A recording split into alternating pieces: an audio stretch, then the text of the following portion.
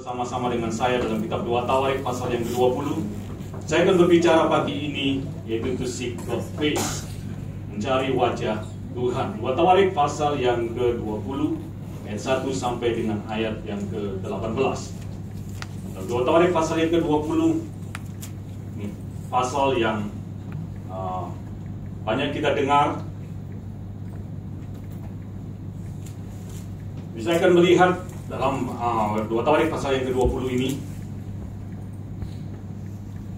kita akan baca dari ayat yang pertama sampai dengan ayat yang ke-18.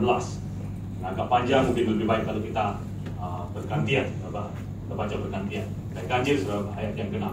Setelah itu Bani Moab dan Bani Ammon datang berperang melawan Yosafat bersama-sama sepasukan orang Meonim. Suatu laskar besar datang dari seberang laut asing dari Edom menyerang Tuhan putaran mereka di Hazezon. Ayat yang ketiga, Yosafat menjadi takut lalu mengambil keputusan untuk mencari Tuhan, dan ia menyuruhkan ke seluruh Yehuda supaya berpuasa. Dan Yehuda berkumpul untuk meminta pertolongan daripada Tuhan untuk mencari Tuhan. Yang kelima, lalu Yosafat berdiri di tengah-tengah jemaah Yehuda dan Yerusalem di rumah Tuhan di muka pelataran yang baru dan berkata, ya Tuhan, Allah nenek moyang kami, bukankah Engkau Allah di dalam surga? Bukankah Engkau memerintah atas segenap kerajaan bangsa? Kuasa dan keperkasaan ada di dalam tangan-Mu, sehingga tidak ada orang yang dapat bertahan melawan Engkau. Yang ketujuh, bukankah Engkau Allah kami yang menghalau penduduk tanah ini dari depan umat-Mu Israel dan memberikannya kepada keturunan Abraham sahabat-Mu itu untuk selama-lamanya? Lalu mereka mendiami tanah itu dan berikan bagimu tempat kudus untuk nama-Mu, kata mereka. Yang ke-19, suatu malapetaka menimpa kami, yakni pedang penghukuman, penyakit, sampar atau kelaparan. Kami akan berdiri di muka rumah ini di hadapan-Mu, karena nama-Mu tinggal di dalam rumah ini. Dan kami akan berseru kepadamu di dalam kesesakan kami, sampai Engkau mendengar dan menyelamatkan kami. Sekarang adalah Bani Ammon dan Moab dan orang-orang dari pegunungan Seir ini. Ketika orang Israel datang dari tanah Mesir, Engkau melarang mereka memasuki negerinya. Oleh sebab itu mereka menjauhinya dan tidak memusnahkannya. Yang ke-11, lihatlah sebagai pembalasan mereka datang mengusir kami dari tanah milik yang telah Engkau wariskan kepada kami. Ya Allah kami, tidakkah Engkau akan menghukum mereka? Karena kami tidak mempunyai kekuatan untuk menghadapi laskar yang besar ini yang datang menyerang kami. Kami tidak tahu apa yang harus kami lakukan, tetapi mata kami tertuju kepadamu.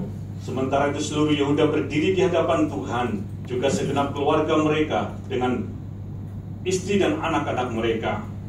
Lalu Yasiel bin Zakaria bin Benaya bin Matanya, seorang Lewi dari Bani Asaf, hingga roh Tuhan di tengah-tengah jemaah. Yang ke-15, dan berseru, camkanlah hai seluruh Yehuda dan penduduk Yerusalem dan tuanku Raja Yosafat, beginilah firman Tuhan kepadamu, janganlah kamu takut dan terkejut karena laskar yang besar ini, sebab bukan kamu yang akan berperang, melainkan Allah.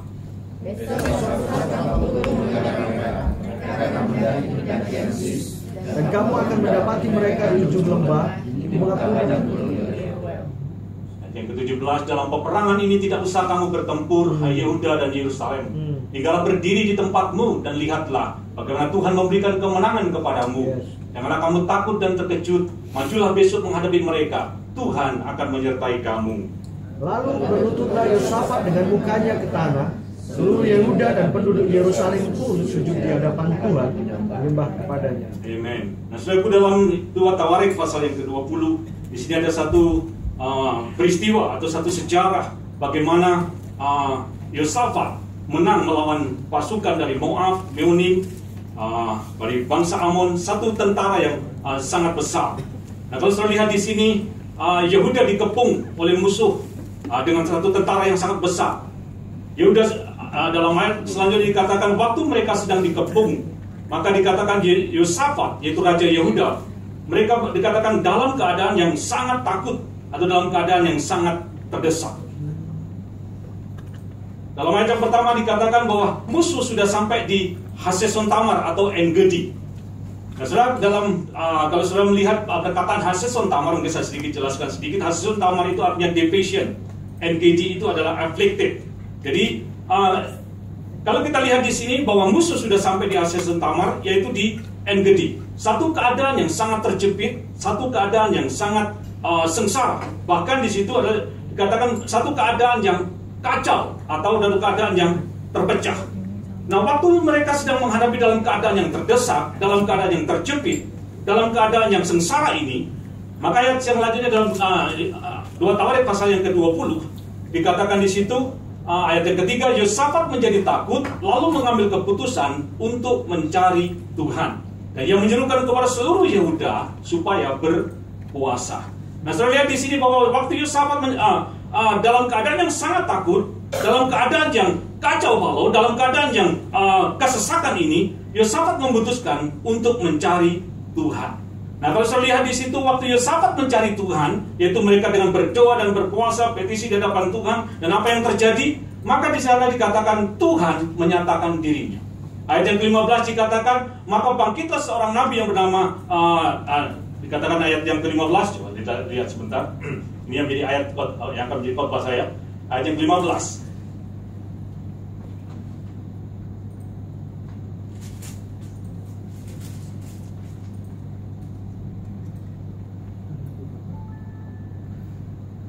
Ya, ayat 14 dikatakan, lalu Yeskiel bin Zakaria bin Benaya bin Metaya, seorang Levi dari Bani Asaf, dihinggapi roh Tuhan di tengah-tengah jemaah dan berseru, camkanlah hai seluruh Yehuda dan penduduk Yerusalem dan tuanku Raja Yehuda, beginilah firman Tuhan kepadamu, jangan kamu takut dan terkejut karena laskar yang besar ini, sebab bukan kamu yang akan berperang, melainkan Allah. Nah, waktu Yosafat dalam keadaan takut, dalam keadaan yang terjepit, Yosafat memutuskan untuk mencari Tuhan. Dan apa yang terjadi ketika Yosafat dan Yehuda mencari Tuhan, maka dikatakan di situ Tuhan menyatakan dirinya. Tuhan berbicara, Tuhan mewahyukan dirinya melalui seorang nabi, dan dikatakan di situ, dan mulai menyatakan pernyataan Tuhan. Dan dikatakan di situ, Tuhan yang akan berperang bagi kamu.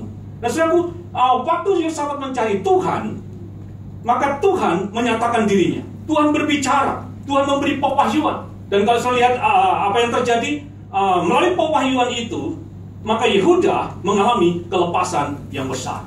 Tuhan berperang bagi Yehuda, bahkan Yosafat beroleh kemenangan yang sangat besar. Lembah kesengsaraan atau kalau saya lihat lembah kesengsaraan, lembah di mana mereka dalam keadaan yang terjepit itu berubah menjadi lembah pujian. Kalau sudah baca ayat yang selanjutnya, dan kemenangan yang besar dialami oleh Yosafat. Yang ingin saya katakan kepada saudara di sini bahwa kemenangan Yosafat itu dimulai oleh satu pernyataan Tuhan. Kemenangan Yosafat di sini dimulai dengan satu pewahyuan yang di mana Benaya berkata bahwa Tuhan yang akan berperang bagi kamu. Suatu pernyataan inilah yang menjadi satu titik balik bagi Yosafat. Yang tadinya Yosafat dengan Yehuda dalam keadaan yang sangat takut, tetapi ketika Benaya berdiri dan menyatakan bahwa Tuhan yang akan berperang bagi kamu, itu menjadi satu titik balik bagi Yehuda. Itu memberikan satu kekuatan dan keberanian kepada Yehuda. Dan kalau saya lihat akibat selanjutnya adalah kemenangan yang besar dialami oleh Yosafat dengan Yehuda. Nah, suatu Yehuda mengalami kemenangan yang gilang gemilang melalui satu pernyataan Tuhan. Yosafat mengalami satu kemenangan melalui satu pewahyuan. Yang ingin saya katakan kepada saudara-saudara bahwa satu pernyataan Tuhan atau satu inspirasi Tuhan atau satu penyingkapan dari Tuhan atau satu pewahyuan itu adalah solusi. Coba katakan sebelah kanan sebelah kiri, revelation is solution. Satu pewahyuan atau pernyataan Tuhan itu adalah satu solusi. Satu pewahyuan atau pernyataan Tuhan itu seperti cahaya di lorong yang gelap. Kalau saudara masuk dalam satu lorong yang sangat gelap dan kemudian ada satu cahaya, seperti itu yang disebut dengan revelation. Yohanes pasal yang pertama dikatakan demikian, pada mulanya adalah firman, dan firman itu adalah Allah, dan firman itu bersama-sama dengan Allah. Segala sesuatu dijadikan oleh Dia, dan tanpa Dia tidak ada sesuatu pun yang jadi. Di dalam Dia ada hidup, dan hidup itu adalah terang manusia. Jadi dikatakan di situ, pada mulanya adalah firman, dan di dalam firman itu ada hidup, dan hidup itu adalah terang manusia. Sedangkan firman itu ada, dikatakan di dalam firman ada hidup, dan di dalam hidup itu ada terang. Jadi di dalam firman itu ada light, itu ada terang. Karena itu pewahyuan itu seperti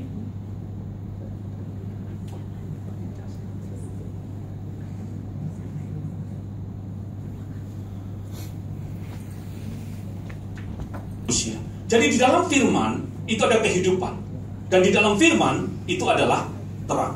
Jadi firman atau satu pernyataan Tuhan atau satu pewahyuan itu adalah terang. Firman atau satu pernyataan Tuhan itu adalah satu solusi. Nah, ingin saya katakan kepada saudara bahwa semua yang saudara perlukan di dalam hidup ini itu akan terselesaikan ketika kita menerima satu kebenaran yang dibukakan kepada kita. Apapun persoalan dalam hidup saudara, ketika saudara menerima satu kebenaran yang disingkapkan, menerima satu pewahyuan, maka persoalan yang saudara alami itu akan terselesaikan.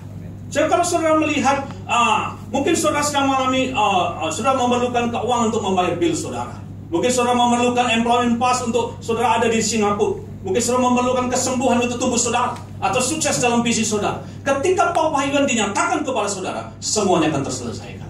Saudara, pewahyuan atau satu inspirasi Tuhan itu adalah satu solusi.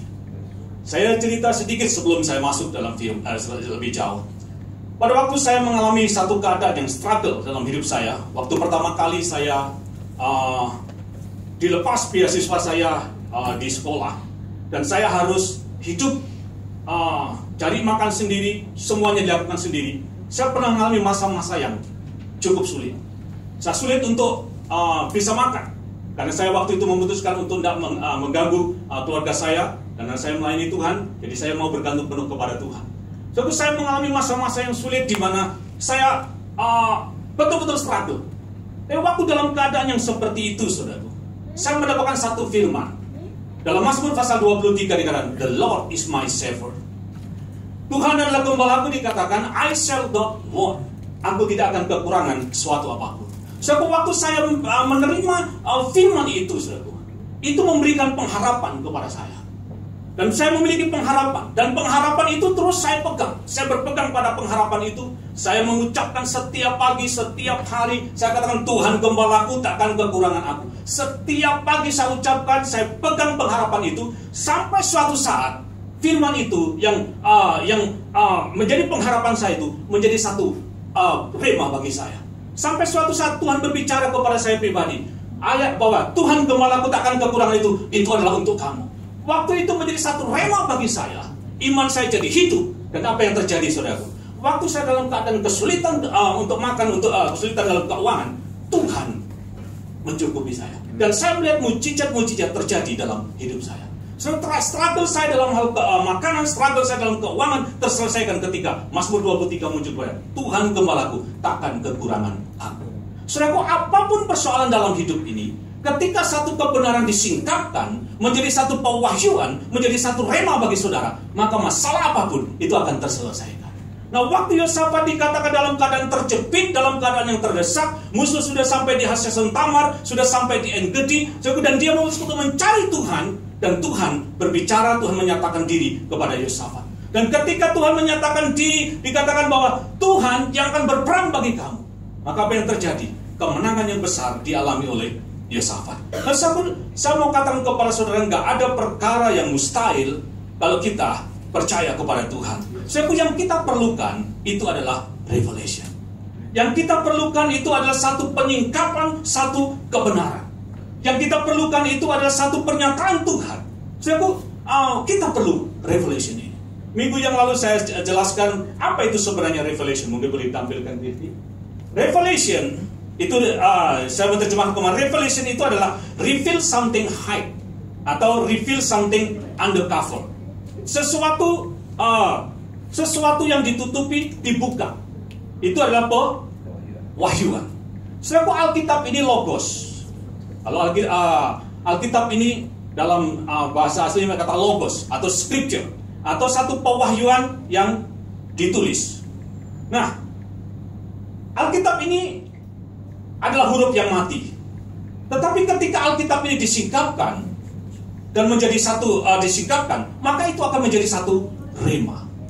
Nah, rema itu kalau dalam bahasa aslinya itu adalah spoken word atau personal revelation. Jadi Tuhan berbicara pribadi kepada saudara. Itu rema. Dan rema inilah yang kita perlukan dalam kehidupan ini. Jadi kita hidup, orang percaya hidup itu karena apa? Rema. Dalam Matius pasal yang keempat ayat 4 dikatakan bahwa manusia itu hidup bukan hanya dari roti saja, tapi dari setiap firman yang keluar dari mulut Allah. Jadi kita hidup karena rema. Karena itu kita perlukan rema ini. Kita perlukan pewahyuan ini. Sebab rema atau pewahyuan yang personal itu yang membuat kita ini berbeda.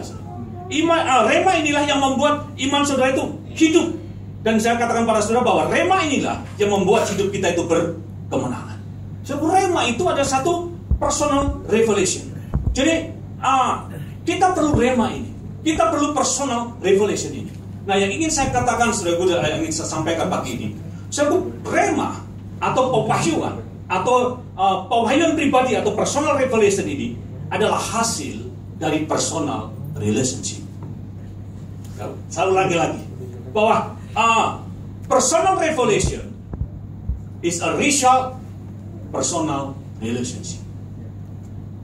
Kalau kita mau beroleh rema, kalau kita mau beroleh satu pewahyuan, sebab pewahyuan itu adalah hasil dari hubungan pribadi dengan Tuhan. Karena itu personal relationship atau hubungan pribadi inilah yang sangat penting. Nah, dikatakan dalam 1 Tawarik pasal yang ke-20, waktu Yosafat terjepit, waktu Yosafat terdesak, musuh sudah sampai di Hazeson Tamar, maka dikatakan Yosafat mencari Tuhan. Dan ketika dia mencari Tuhan, maka dikatakan Tuhan menyatakan dirinya. Tuhan berbicara, Tuhan memberikan satu pewahyuan bahwa yang berperang bagi kamu bukanlah kamu, tetapi Tuhan yang akan berperang bagi kamu. Saudaraku, pewahyuan ini adalah hasil dari hubungan pribadi. Nah, ketika Yosafat mencari wajah Tuhan, maka pewahyuan turun. Lagi-lagi, pewahyuan atau personal revelation itu adalah hasil dari personal relationship. Nah, saudaraku, Yosafat mencari Tuhan. Nah, ayat yang katakan di situ, waktu Yosafat mencari Tuhan, maka pewahyuan turun. Perkataan mencari di situ dalam bahasa aslinya kata daras. Boleh belajar sedikit, saudaraku. Terus supaya kita informasi saja. Yang penting intinya. Daras itu artinya adalah pursue, short atau seek. Jadi mengejar atau mencari atau short atau seek ya. Nah, apa itu sebenarnya mencari Tuhan? Kenapa sih kita perlu mencari Tuhan? Tidakkah Tuhan itu omnipresent? Tuhan itu kan ada dan dia ada di mana-mana. Pemazmur berkata begini, aku ada di sebuah goa, engkau ada di sana. Aku ada di lorong, engkau ada di sana. Bahkan aku naik dengan sayap fajar, engkau juga ada di sana. Tuhan itu kan omnipresent. Kenapa kita perlu mencari Tuhan? Nah, so apa itu sebenarnya mencari Tuhan? Nah, saudaraku, mencari Tuhan itu bukan berarti bahwa kita mencari sesuatu yang ada atau sesuatu yang tersembunyi. Tetapi mencari Tuhan itu berarti deeper relationship. Jadi mencari Tuhan itu artinya kita come close kepada Tuhan. Itu satu persekutuan yang dalam. Nah, dalam Mazmur pasal yang ke-27 ayat yang ke-8, coba kita lihat sebentar. Mazmur pasal 27 ayat yang ke-8.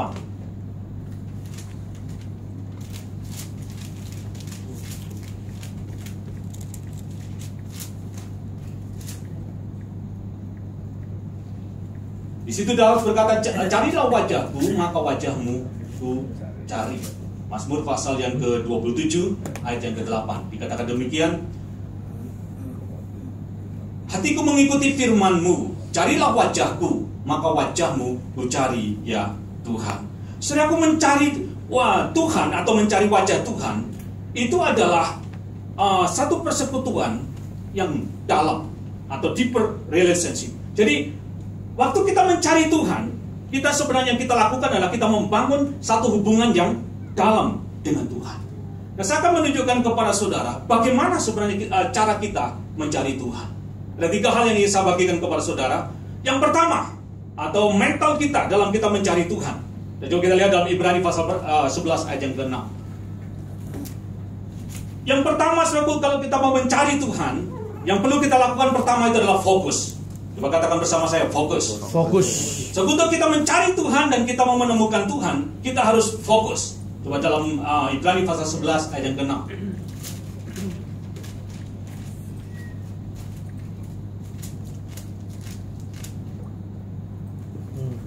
Ibrani pasal yang ke-11 ayat